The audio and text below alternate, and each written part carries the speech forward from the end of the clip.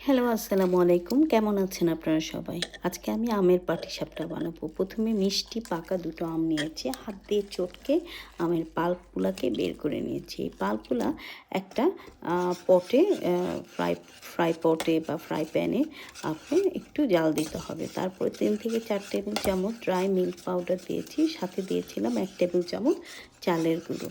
আর সাথে দিয়েছিলাম নারিকেল মিক্সড বাদাম।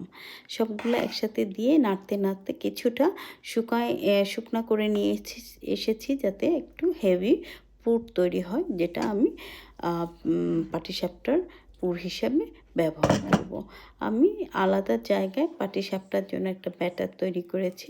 সেই ব্যাটারটা সুন্দর করে তৈরি করে পাটিসাপটার মতো রুটি তৈরি করে দেখতে পাচ্ছেন ভিডিওতে, মাঝখানে পুরগুলোকে দিয়ে দিচ্ছি। কমপ্লিটলি নতুন রেসিপি। ভালো লাগলে আমার পেজটাকে সাবস্ক্রাইব করবেন। ভালো থাকবেন সবাই।